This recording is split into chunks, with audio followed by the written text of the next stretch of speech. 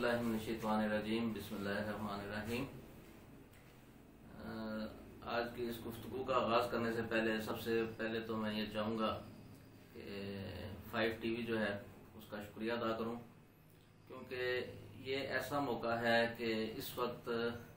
तमाम लोगों में आगाही पैदा करना, लोगों को जिस सूरत हाल से हमारा मुल्क इस वक्त दो चार है उन तक ये चीज़ें पहुँचाना बहुत ज़रूरी है। मुल्क जो है, मुल्क पाकिस्तान जो है, बल्कि ऐसा मैं कहूँगा कि पूरी दुनिया जो है वो एक ऐसे मूजी मर्ज की लपेट में आ चुकी है कि जिसने पूरी इंसानियत को लाचार करके रख दिया है।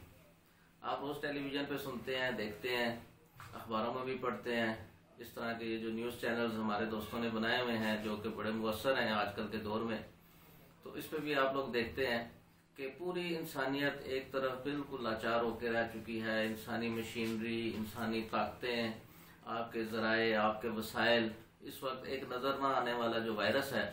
उसके आगे बेबस हो चुके हैं। तो सबसे पहले तो मैं ये कहूँगा कि यहाँ पे हमें इस वक्त ज़रूरत है एक मजबूत कौम बनने की,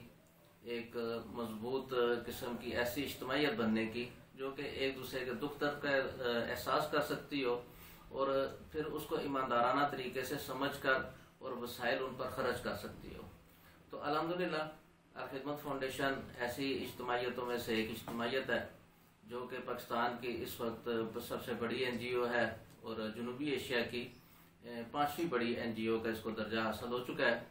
तो पूरे पाकिस्तान के अंदर दीगर ममालिक की हम बात नहीं करते, इस वक्त अगर हम सिर्फ पाकिस्तान की बात करें और आगे चलकर इंशाल्लाह हम इसको सिर्फ PP-17, चूँकि मेरी जिम्मेदारी PP-17 के हवाले से है, तो PP-17 रावलपिंडी की बात करेंगे। तो पूरे मुल्क के अंदर इस वक्त जो सबसे बड़ा फलाह का नेटवर्क है, और ये आपको मैं बताऊं कि ये इस वबा के, इस मुसीबत के आने से पहले भी मुल्क के अंदर फलाही अदारों का, फलाही सिस्टम जो है वो सबसे बड़ा खिदमत फाउंडेशन का है।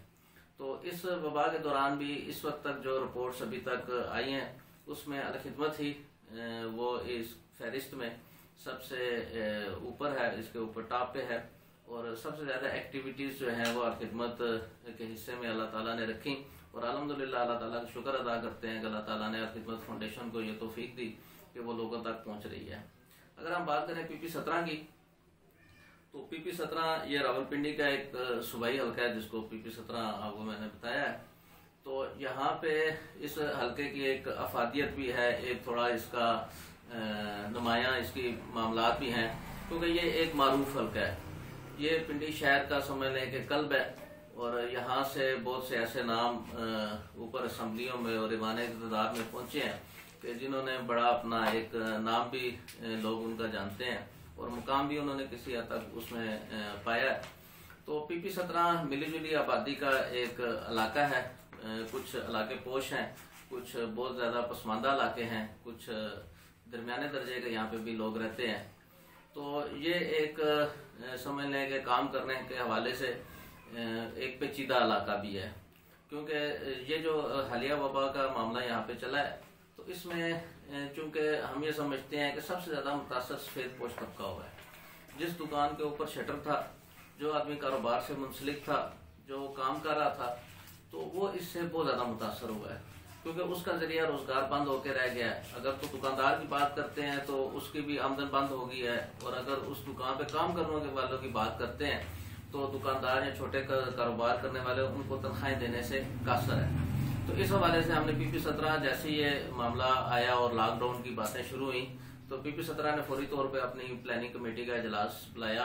और उसमें हमने ये तय किया था कि हम जो है 2500 घरों तक राशन की तकसीम का मामला करेंगे और लोगों तक पहुंचेंगे। और चूंकि ये जब वबा चली है तो सबसे पहले इसमें जो फेजेस थे उनका तयन करना था, तो उन फेजेस का भी हमने तयन किया। पहला जो हमारा खिदमत फाउंडेशन PP-17 का फेज था वो केयर के हवाले से था, हिफाजत के हवाले से था। उसके अंदर जारी बात है हमने आगाही मुहिम एक चलाई और लोगों तक हम पहुंचे और उनको बताया कि हाथों की सफाई, चेहरे की सफाई, बल्कि हमने लोगों को इस बात पे भी ज़्यादा मोटिवेट किया कि आप वुजू की हालत में रहें और दिन में बार बार वुजू करें, और इससे यह है कि अल्लाह ताला की बरकत भी आपको मिलेगी, और दूसरा यह है कि सफाई का भी एक मामला आपके करीब आ जाएगा। इस मामले में हमने सैनिटाइज़र भी तकसीम किए, मास्क भी मुख्तलिफ इलाकों में तकसीम किए और लिटरेचर भी बड़ा हैंडसम तादाद में हमने तकसीम किया ताकि लोग इसको देखें और जो हिफाजी इक़दामात हैं वो समझें भी और उनको अपनाने में उनको आसानी हो। दूसरा जो हमारा फेज था, चूँकि लोग बेरोज़गार हो रहे थे, घरों में बैठ रहे थे, वो लोगों को खाने पीने की अशिया की फराहमी थी। तो उस सिलसिले में मैंने अभी जैसे अर्ज किया आपसे कि हमने ये टारगेट रखा था कि 2500 घरानों तक हम इंशाल्लाह इसको लेके जाएंगे। लेकिन सच पूछें तो जब ये हमने फर्स्ट फेज स्टार्ट ही किया तो कुछ दिन बाद हमें ये एहसास हो गया कि जितनी शायद सूरत हाल का अंदाज़ा हम लगा रहे हैं, जो टारगेट्स हम रख रहे हैं, तो वो शायद टारगेट्स कम हो जाएंगे। आज की डेट में इस वक्त की सूरत हाल में सिर्फ PP17 के अंदर 2800 घर हैं जी, जिनको हम घर, और ये एक बहुत ज़रूरी चीज़ है जो मैं आपको बताना चाहूँगा कि इस सारी कैंपेन के अंदर जमात इस्लामी, चूँकि जमात इस्लामी का नाम इस वजह से लेना ज़रूरी है क्योंकि अल खिदमत जो है उसी का एक अदारा है और ज़्यादातर जो लोग अल खिदमत फाउंडेशन के साथ काम कर रहे हैं वो इसी जमात के साथ भी मुंसलिक हैं। और लेकिन इससे कतन ये तासुर नाजरीन मत लें कि इसके अल खिदमत फाउंडेशन को ज्वाइन करने के लिए या अल खिदमत फाउंडेशन का काम करने के लिए आपको जमात इस्लामी का होना ज़रूरी है। इसके लिए आपके अंदर इंसानियत की खिदमत करने का सिर्फ जज्बा होना चाहिए। हमारे बहुत से दोस्त अहबाब हैं जो मुख्तलिफ दूसरी पार्टियों के साथ ताल्लुक़ रखते हैं, वो हमारे साथ ताउन भी करते हैं, हमारे साथ शाना बिशाना खिदमत भी करते हैं। तो गुजारिश में ये कर रहा था कि इब्तिदा में हमने जब ये प्लान बनाया तो हमारा टारगेट 2500 का था, तो अल्हम्दुलिल्लाह हमने उसमें 2800 फैमिलीज तक हम पहुंचे और डोर टू डोर पहुंचे। क्योंकि देखें मामला ये है कि ये जो तबका है, ये सफेद पोश तबका है, ये पेशावर नहीं है जिन तक हमारा पहुंचने का टारगेट था, और ये लोग अपनी सफेद पोशी भी बरकरार रखना चाहते हैं। हम किसी की इज्जत नफ्स को मुतासर भी नहीं करना चाहते थे कि एक आटे की बोरी के पीछे या एक राशन के पैक के इवज किसी की तस्वीर बनाए और वो बेचारा अपने शर्म से सर ना उठा सके, या कोई दीगर लोग उसके दाएं बाएं के या रिलेटिव्स उसको कुछ अच्छी बुरी बातें करें या ऐसा महसूस हो कि जैसे वो खुदा ना खास्ता हमारे भाई हैं जिनको हम इमदाद भी दे रहे हैं, जिनके घर हम पहुंच रहे हैं, कि उनको हम कतन वो कोई गदागर या इस किस्म की सफ में नहीं खड़ा करना चाहते थे। एक मजबूरी है, एक वबा है, अल्लाह ताला आसानियाँ करेगा। उसकी परेशानी का शिकार बहुत से सफ़ेद पोश हैं हमारे इर्द गिर्द, हमारे अजीज़ों के रिश्तेदार, हमारे महल्ले में बहुत से ऐसे लोग होते हैं कि जो इस मुसीबत का शिकार इस वक्त हो चुके हैं। तो जब ये हमने 2800 का अभी ये टारगेट अचीव किया है, तो अब सूरत हाल ये है कि जो हमारी पाइपलाइन है उसमें हमने इसको 2500 के अपने टारगेट को 3500 कर दिया। दूसरे फेज में हमारी कोशिश है कि हम 2800 जिन घरों में पहुंच चुके हैं तो इसकी तादाद को तकरीबन 4000 तक लेके जाएंगे। तो इसके लिए ज़ाहिर बात है हमें ताउन की किसी न किसी सूरत में ज़रूरत होती है, वो खवा माली तौर पे हो, खवा वो जो है वो